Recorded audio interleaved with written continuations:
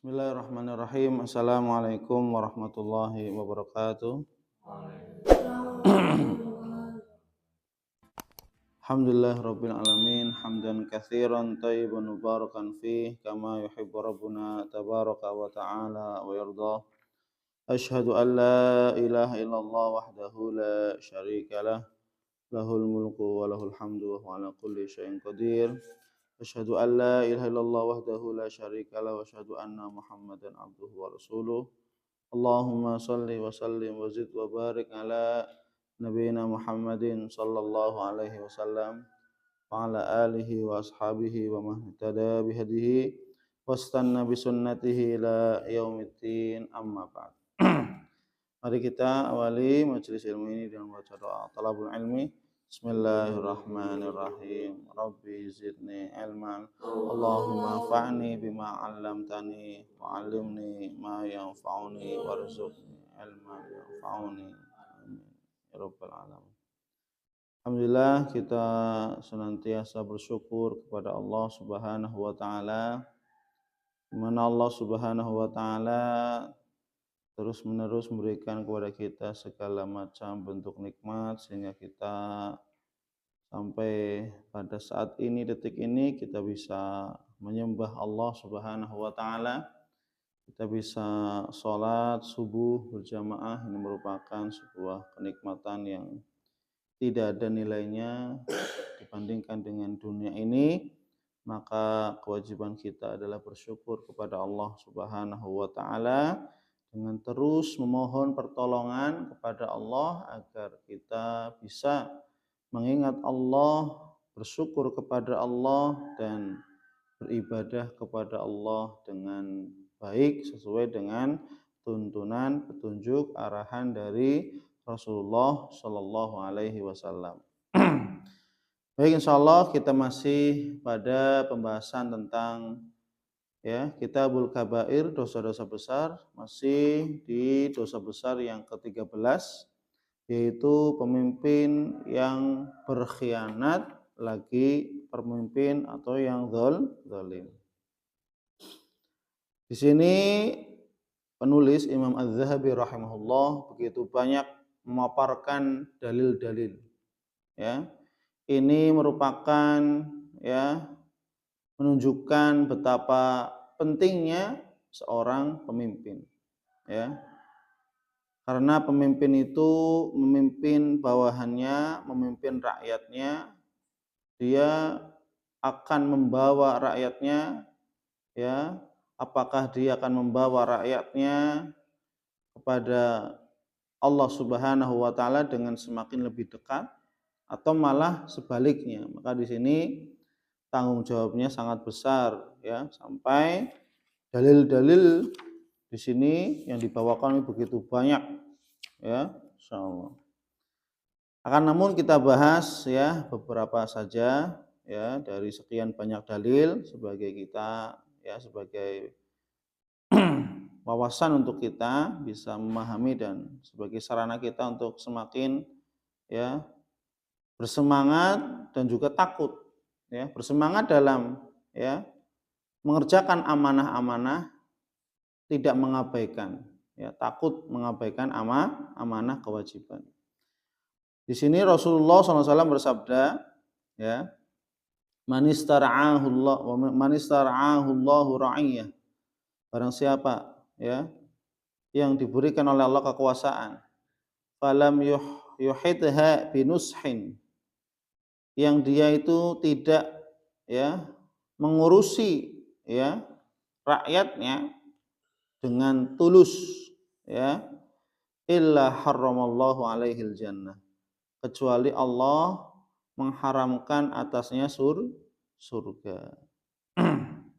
Dalam hadis yang lain Rasulullah SAW bersabda, ma min abdin yastar'ihi illa ra'iyah, tidaklah seorang hamba yang diberikan kekuasaan untuk memimpin ra'iyah, rakyat, yamutu hina yamut atau yauma yamut, kemudian dia mati pada hari kematiannya, sedangkan wa huwa ghasyun li ra'iyatihi, sedangkan dia itu dalam keadaan menipu rakyat. Ini bahaya sekali. Bagi seorang pemimpin yang dia memimpin bawahannya, pemimpin apa saja, ya, pemimpin yang terkecil, pemimpin lembaga, pemimpin sampai kepada pemimpin negara. Barang siapa yang dia mati dalam keadaan menipu rakyatnya, tidak bertanggung jawab kepada rakyatnya, ya, illa harramallahu alaihil jannah. Maka Allah Subhanahu wa taala, kecuali Allah akan mengharamkan atasnya masuk ke dalam surga. Coba bayangkan. Ini kan menjadi dosa besar sehingga, ya, seorang pemimpin yang zalim, yang berkhianat kepada rakyat, ya, dia menipu rakyatnya, maka dia, ya, akan diharamkan oleh Allah dari surga. Berarti diharamkan berarti apa? Tidak boleh masuk surga. Bahkan dalam riwayat yang lain, lam yajid raihatal jannah. Pemimpin yang zalim, berkhianat, maka apa? Dia tidak akan mendapati wanginya surga. Ya. Padahal wanginya surga dapat dicium dari jarak sekian-sekian dalam hadis. Ya. Wanginya surga dapat dicium dari jarak yang sangat jauh. Nah, sedangkan pemimpin yang zalim, dia tidak mendapatkan surga, wanginya saja tidak dapat, apalagi mendapatkan kenikmatan surga. Baunya surga saja tidak bisa mencium. Ini menunjukkan bahwasanya apa? Allah betul-betul mengharamkan orang-orang yang jadi pemimpin, tapi apa? Zalim, berkhianat, menipu rakyatnya. Maka ini kata Nabi, tidak akan mencium wanginya surga, apalagi apa? Masuk. Mencium wanginya surga saja tidak dapat, apalagi apa? Dapat masuk. Ya. Kemudian, ya, Rasulullah Shallallahu Alaihi Wasallam juga bersabda dalam hadisnya terkait tentang doa Rasulullah Shallallahu Alaihi Wasallam kepada pemimpin yang bijaksana, pemimpin yang adil, dan Rasul juga mendoakan bagi pemimpin yang zalim, ya. Jadi rakyatnya, jadi kita bawahan rakyatnya itu bisa mendoakan. Kalau seandainya pemimpinnya itu adil, doakan, ya, doakan. Kalau seandainya pemimpinnya zalim, berkhianat, maka doakan, ya. Maka Nabi mengajarkan doa, Allahumma man waliya min amri ummati syai'an farafaqa bihim farfuq bihi. Nah ini, ya. Ya Allah, barang siapa yang mengurusi perkara umat ini, urusan umat ini, syai'an, sesuatu apapun urusan, farafaqa bihim, lalu dia berbelas kasih, membuat kebijakan-kebijakan yang, ya, begitu, ya, merakyat, ya, farfuq bih, maka apa? Kasihanilah dia ya Allah, bantulah dia, tolonglah dia. Kalau apa? Dia memimpin, kemaslahatannya adalah masyarakat. Kemaslahatannya adalah kemaslahatan umum. Dia mementingkan umat, mementingkan apa? Umat. Ya, maka apa? Farfuq bih, ya Allah kasihanilah dia, tolonglah dia, bantulah dia. Kebijakannya kebijakan yang tidak mendolimi rakyat. Ya. Sebaliknya, waman syaqqa, ya, alaihim, barang siapa yang dia diberikan urusan umat ini untuk memegang umat, jadi pemimpin maksudnya, ya, fasyaqqa, kemudian dia apa? Mempersusah, mempersulit urusan rakyat. Ya, jadi pemimpin malah rakyat jadi makin susah. Ya. Maka apa? Fashquq alaih, maka persulitlah dia.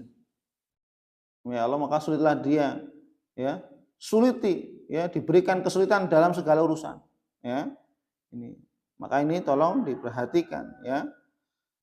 Ini hadis diriwayatkan oleh Imam Muslim, ya. Kemudian ancaman berikutnya dari Nabi SAW, ya, dalam hadis yang sahih riwayat Muslim, ya. Sayakunu umara fasaqah jawrah faman saddaqahum bikadzibihim wa anahum ala dzulmihim falaisa minni walastu minhu wa lam yarid alayyal khawd. Ya. Ini diriwayatkan oleh Imam Al-Hakim, ya.